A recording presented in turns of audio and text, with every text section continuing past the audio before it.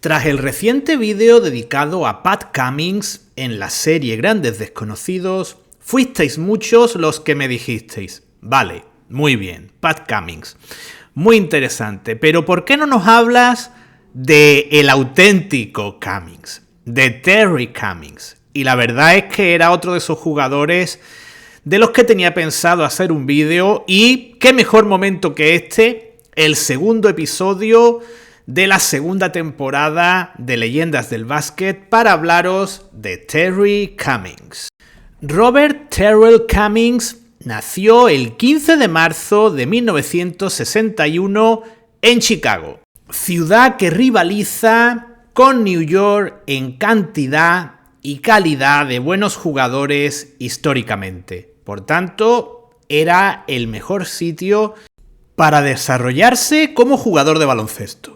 Sin embargo, Cummings tuvo un inicio realmente tardío en el mundo de la canasta. Su deporte favorito era el hockey y sus primeros ídolos eran jugadores de hockey de los Chicago Blackhawks. Y probablemente Dennis Holmes, uno de los primeros jugadores de raza negra en el hockey universitario de Chicago, fuese uno de sus referentes.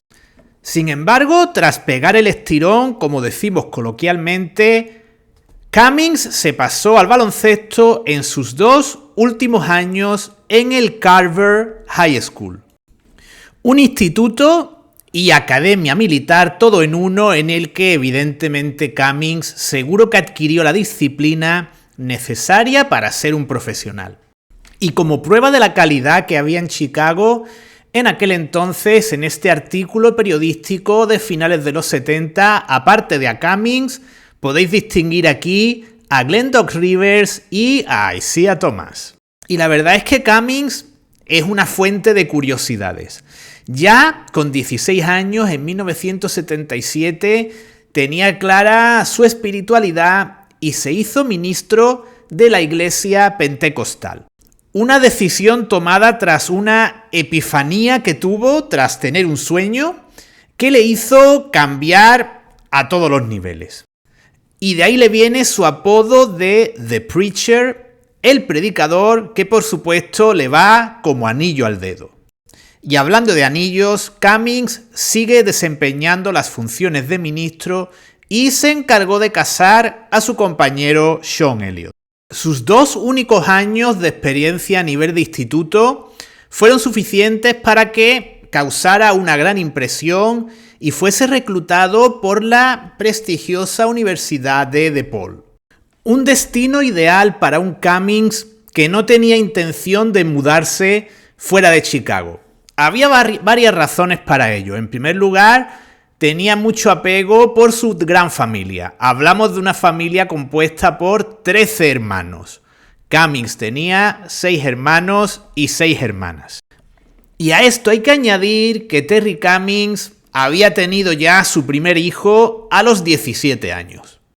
Sus 2 primeras temporadas en DePaul, a las órdenes de Ray Meyer, no son especialmente destacables. Podemos decir que probablemente pagó la novatada, nunca mejor dicho, de haber jugado solo 2 años a nivel de instituto. No obstante, sus 13 puntos y 9 rebotes de media ya hacían vislumbrar un jugador con un grandísimo potencial. Además, en esos 2 primeros años coincide con otro jugador nacido en Chicago, que en aquel entonces era probablemente uno de los mejores jugadores universitarios del país. Hablamos, como estáis viendo, de Mark Aguirre. Un Mark Aguirre al que aquí vemos defendiendo a Danny Chase, otro jugador que sé que a muchos de vosotros os gusta, y que por supuesto, siendo ligeramente mayor que Cummings, asumía gran parte del protagonismo ofensivo del equipo. Y para suerte de Cummings, Aguirre no juega su año senior en DePaul y coge el camino de la NBA y de los Dallas Mavericks. Por tanto, Cummings asume el liderazgo del equipo y se va a 22 puntos y 12 rebotes por partido, y también decide saltarse su último año como universitario. Situémonos, por tanto, en la ceremonia del draft de 1982. Un draft del que probablemente hablaremos pronto y en el que los Lakers, en una de esas maniobras que hacían en despachos, tenían el número 1 y se hicieron con James Worthy. El número 2 fue para los San Diego Clippers, que seleccionaron a Terry Cummings. Y en un draft que la verdad creo que va a ser muy interesante comentar por aquí, el número 3 no fue otro que el gran Dominique Wilkins. Como podéis imaginar, San Diego no era el destino soñado para ningún jugador. Partimos de que en la temporada anterior habían conseguido tan solo 17 victorias. La llegada de Cummings supone una mejora en 8 victorias para los San Diego Clippers. Hablamos de un equipo realmente mermado en el que, aparte de Tom Chambers y Bill Walton, había muy poco más destacable. Y hay que tener en cuenta que Bill Walton venía de una larguísima inactividad y en esa temporada tan solo jugó 30 partidos. A nivel numérico, la temporada rookie de Terry Cummings es la mejor de su carrera. Se va a cerca de los 24 puntos y 11 rebotes por partido. Esto no significa que a partir de esa temporada rookie en adelante hubiese un declive, sino que estaba en un equipo muy mediocre y por tanto su aportación era imprescindible y suponía un porcentaje muy alto de los puntos y los rebotes de la franquicia. Y no es necesario ser ningún experto para suponer que la pareja Terry Cummings-Tom Chambers podría haber dado mucho de sí. Estamos ante dos jugadores que podrían haber jugado o bien de 3 y 4 o bien de 4 y 5 y formar una pareja realmente notable, tanto a nivel anotador como a nivel reboteador con la aportación de Terry Cummings. Difícilmente le habría ido al equipo entonces en San Diego y después en Los Ángeles peor de lo que les fue en los años y yo diría que décadas posteriores. Sin embargo, en un ejemplo más de los miles que podríamos poner de la mala gestión en materia de fichajes de Los Ángeles Clippers, justo un año después de la llegada de Cummings, Tom Chambers, tras tan solo 2 temporadas en San Diego, se marchó a los Seattle Supersonics. Evidentemente, la dirección técnica de los Clippers suponía que estos dos jugadores eran incompatibles y que ocupaban un mismo puesto en la cancha. La verdad es que discrepo porque son dos jugadores muy distintos. Chambers, ya hablamos de él, con buen juego exterior y más alto que Cummings, y Cummings mucho más agresivo, mucho más potente bajo los aros. Creo que eran dos jugadores que podían jugar juntos sin ningún tipo de problema. A cambio de Chambers llega un hombre grande como el británico James Donaldson, pero los Clippers se quedan tan solo en 30 victorias. Una cifra decepcionante, sobre todo si tenemos en cuenta que también contaban con Norm Nixon, que se acababa de incorporar procedente de los Lakers, y por tanto ya podían tener un quinteto bastante competitivo, o al menos competitivo como para ganar más de 30 partidos. Los números de Cummings son bastante similares a los de su primera temporada y por tanto podríamos hablar de que no hay grandes cambios en ese segundo año en los Clippers. Y como demostración de lo absurdo e incomprensible de la gestión de Los Ángeles Clippers, tras desprenderse de Tom Chambers, un jugador, ya sabéis, con una carrera muy notable y capaz de irse a más de 50 puntos en algún que otro partido, al terminar esa temporada, la 83-84, también se desprenden de Terry Cummings, lo cual hace incomprensible ambos movimientos. Cummings se marcha a los Milwaukee Bucks junto con Craig Hodges y Ricky Pierce a cambio de Marquis Johnson, Junior Bridgman y Harvey Catchings. Por tanto, creo que no hace falta decir quién salió ganando en todo este intercambio. Investigando un poco, el único motivo que se nos ocurre para este intercambio son los problemas cardíacos sufridos por Cummings al final de su temporada rookie. Quizás en los Clippers creían que antes o después esos problemas podrían dar al traste con su carrera. Sin embargo, si tenemos en cuenta que en su segunda temporada Cummings jugó 81 partidos de regular season, la verdad es que parece que este argumento tenga bastante poco peso. Situémonos, por tanto, en la temporada 84-85, primera temporada de Terry Cummings en los Milwaukee Bucks y primera vez también que nuestro protagonista es seleccionado para jugar el All-Star Game y participa en los playoffs.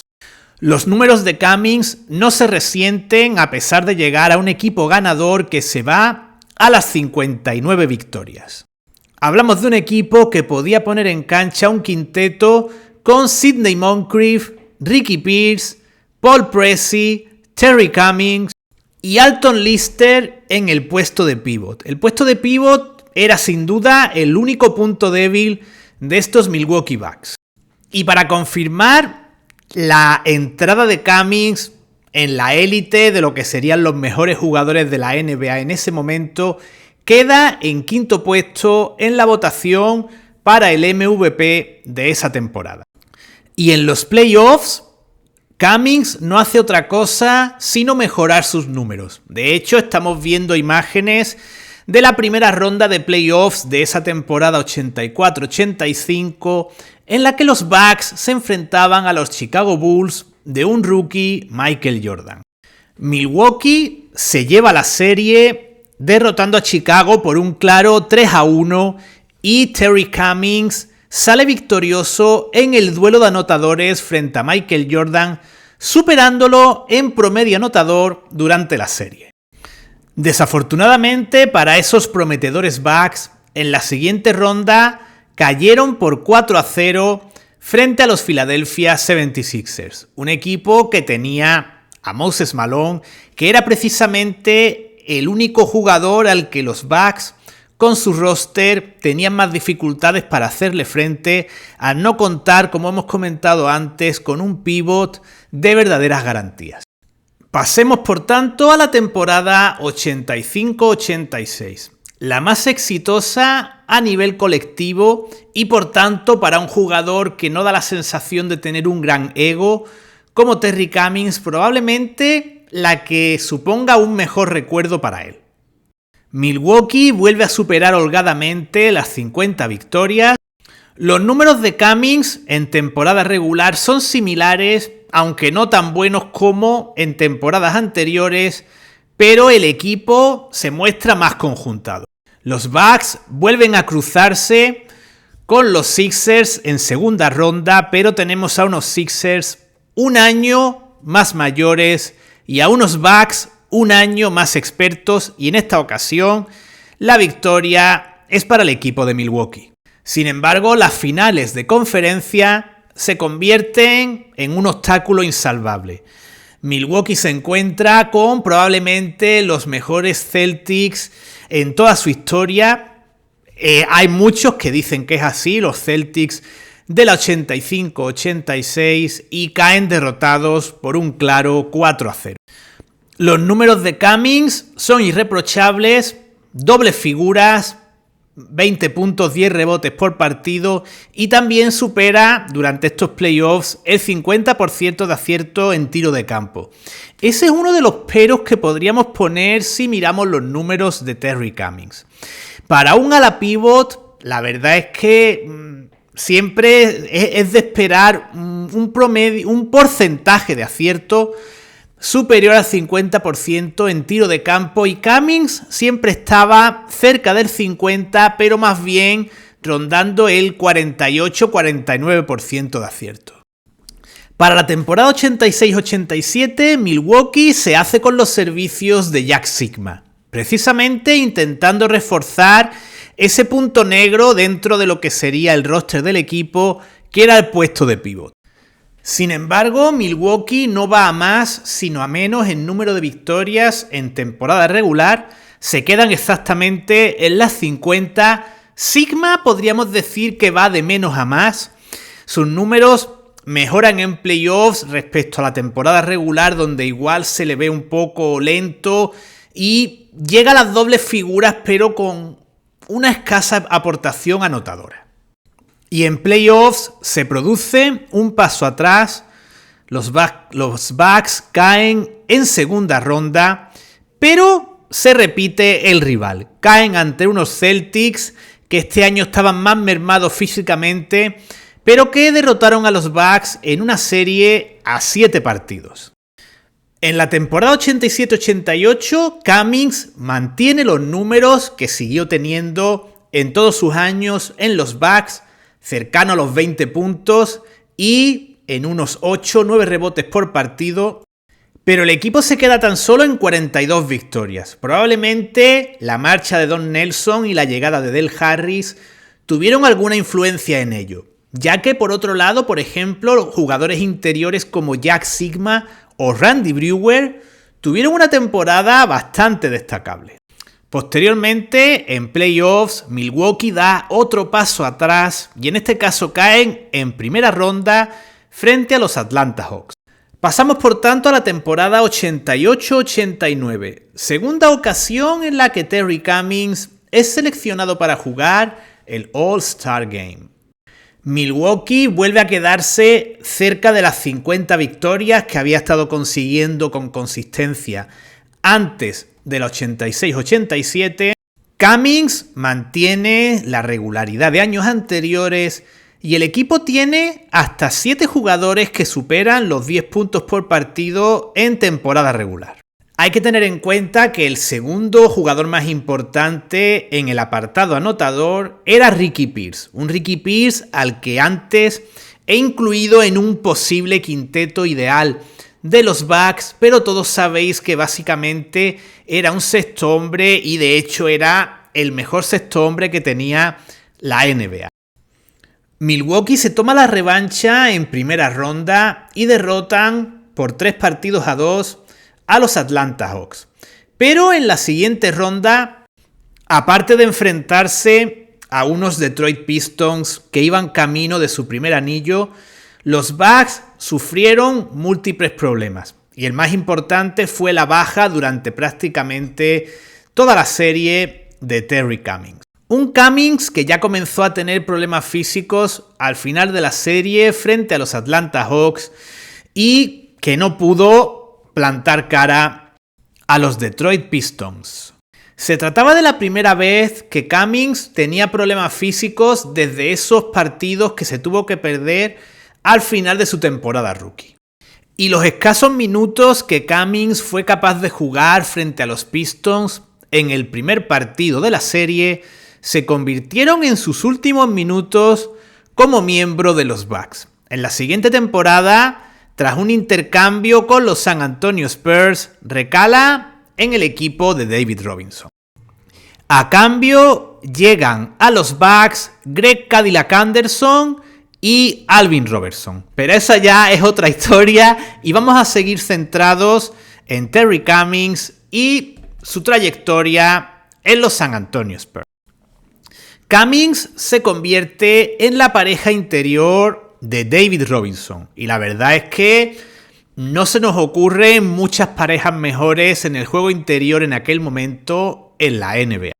Cummings se lleva sus más de 22 puntos y 8 rebotes de Milwaukee a San Antonio y entre él y David Robinson hablamos de prácticamente 45-46 puntos y 20 rebotes por partido. Gracias a estos números, el equipo entrenado por Larry Brown consigue un registro de 56-26. Nada más y nada menos que 35 victorias más que en la temporada anterior. Y en playoffs, la verdad es que la cosa no está nada mal tampoco.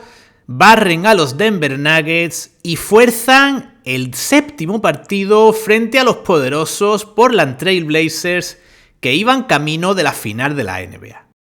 Cummings juega 91 partidos entre temporada regular y playoffs y su físico no parece notarlo de ninguna manera y de hecho en playoffs sus números mejoran respecto a temporada regular y se va cerca de los 25 puntos por partido en los 10 encuentros que juega San Antonio en esos playoffs.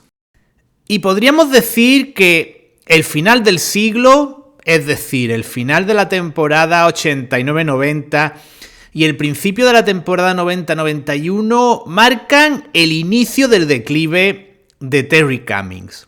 Un declive que inicialmente es lento. Cummings se pierde 25 partidos de temporada regular entre la temporada 90-91 y 91-92. Y sus promedios caen sobre todo en el apartado anotador, donde se va por debajo de los 20 puntos, pero se queda en unos aceptables 17 puntos por partido. Algo entendible además en unos Spurs que iban creciendo, iban añadiendo miembros al roster y tanto Robinson como otros jugadores, como por ejemplo Sean Elliott, iban adquiriendo poco a poco más protagonismo en el apartado ofensivo. Y probablemente Cummings habría mantenido unos números similares durante varios años, de no ser porque en el verano de 1992 sufrió una grave lesión de rodilla en un partido entre amigos que le privó de jugar prácticamente toda la temporada regular de la temporada 92-93. En ese año, Cummings solo jugó 8 encuentros y sí estuvo listo para los playoffs, pero ya con un rol mucho más secundario que fue el que tuvo el resto de su trayectoria, tanto en los Spurs como en el resto de equipos que estuvo hasta su retirada. Una vez terminado su contrato con los Spurs, al final de la temporada 94-95, retorna a Milwaukee Bucks. Unos Bucks que no tenían nada que ver con el equipo que Cummings dejó unos años atrás. El entrenador era ahora Mike Dunleavy, un Mike Dunleavy que había sido compañero de Terry Cummings en sus primeros años. Y a pesar de contar en sus filas con dos jugadores como Vin Baker y Glenn Robinson, el equipo se quedó en tan solo 25 victorias. Hablamos nuevamente de otro de esos equipos de los 90 llenos de niños malcriados, podríamos decir, jugadores a los que se les puso unos grandísimos sueldos y después no demostraron que merecían esos sueldos en la cancha. Y este es el caso de los Milwaukee Bucks, que los podríamos equiparar con esa pareja Vin Baker, Glenn Robinson, con los Dallas Mavericks de esa misma época. Evidentemente ya Terry Cummings tenía una edad y no estaba para tonterías, y solo duró un año en los Bucks. En la siguiente temporada militó en los Seattle Supersonics. Un equipo en el que a sus 35 años podía aportar minutos de calidad como recambio para Shawn Kemp. Por tanto, los 8-9 puntos y 5-6 rebotes que aportaba Cummings en cada partido eran realmente valiosos. Y la verdad es que Seattle ese año, con Terry Cummings en sus filas, no lo hizo nada mal. Llegó a segunda ronda de playoffs, cayendo en el séptimo partido frente a unos Rockets que tenían un equipo muy fuerte en aquella temporada. En la 97-98, Cummings encuentra un nuevo destino. En este caso, comienza su temporada en los Philadelphia 76ers. Un equipo que en ese año podríamos definir claramente como un auténtico cementerio de elefantes. A lo largo de esa temporada en los Sixers jugó gente como Benoit Benjamin, Tom Chambers, que jugó el último partido de su carrera con los Sixers, Scott Williams, el otrora ala pivot de los Bulls, y Derrick Coleman. Y por primera y única vez en su carrera, Cummings termina la temporada en un equipo diferente al equipo en el que la inició. De Filadelfia se marcha a los New York Knicks, equipo con el que termina la regular season y con el que juega por última vez unos playoffs. La aportación de Cummings en los Knicks es bastante testimonial, mucho menos relevante que por ejemplo en los Sonics, y se limita, junto con otros jugadores como a Buck Williams, al que también vemos en la foto, a dar descanso a otros compañeros como Larry Johnson, Charles Oakley o Patrick Ewing, que también tenían ya unos añitos. Los Knicks caen en segunda ronda frente a los Pacers, que después serían eliminados por los Bulls, y este es el final de la trayectoria de Cummings en New York. En la temporada 98-99 y como parte del traspaso en el que Latrell Sprewell recala en los Knicks, Terry Cummings termina en los Golden State Warriors, equipo con el que juega las 2 últimas temporadas de su carrera. 2 temporadas en las que Terry Cummings básicamente se dedicó a hacer engordar un poquito más su cuenta corriente de cara a la retirada en un equipo que difícilmente llegaba a las 20 victorias en la temporada regular.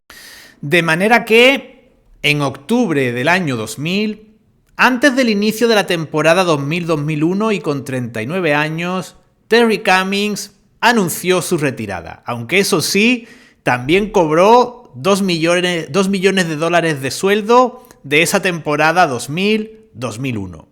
Y como veis en esta noticia del New York Times, resumiendo su carrera en varios números, vemos que se quedó al borde de los 20.000 puntos en las 18 temporadas que jugó en 7 equipos diferentes.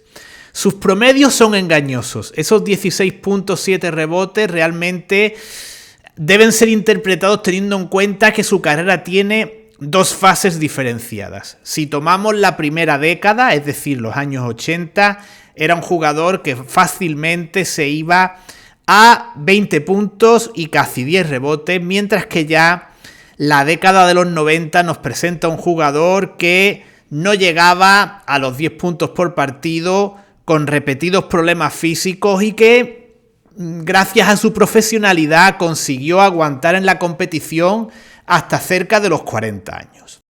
Lo que está clarísimo es que Terry Cummings estaría en el segundo escalón de los mejores power forwards si tomamos la década de los 80, incluso si cogemos los 80 y los 90.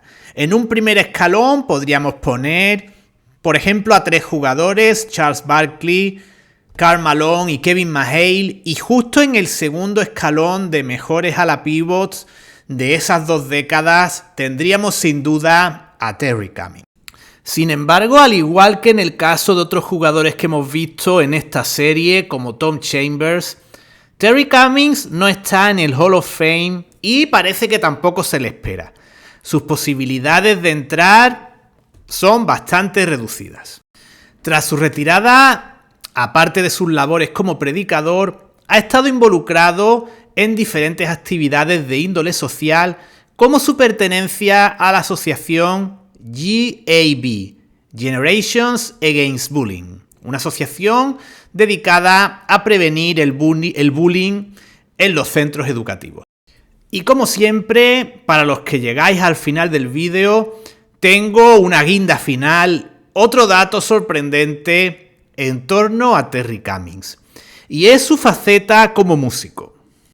Para empezar, vamos a ver cómo Cummings cantó el himno de los Estados Unidos antes de un partido de los Milwaukee Bucks, por cierto, con mucho más éxito del que tuvo Carl Lewis, al que vimos cantando el himno de Estados Unidos en la previa de un partido de los Chicago Bulls. And they weren't able to most of the season. And here is the surprise singer of the national anthem, all-star forward Terry Cummings, who was an ordained minister, also has done a lot of gospel singing and has recorded an album. And here he is with the national anthem.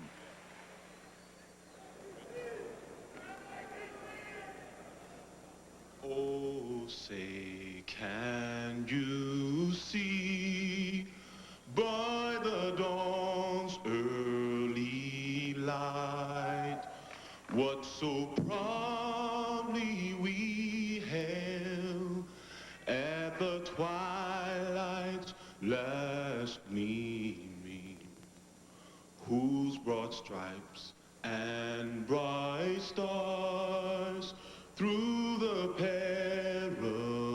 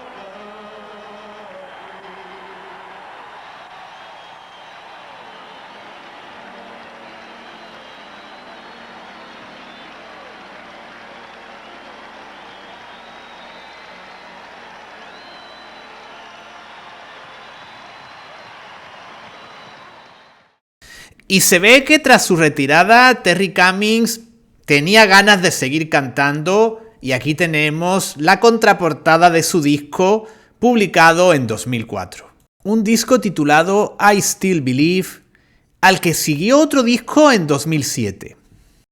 Y con esta curiosidad terminamos este vídeo. Simplemente comentaros que si veo que alguna de sus canciones merece la pena, la incluiré en la próxima revista que veamos en formato musical. Esto es todo por hoy. Muchas gracias por vuestra atención y hasta el próximo vídeo.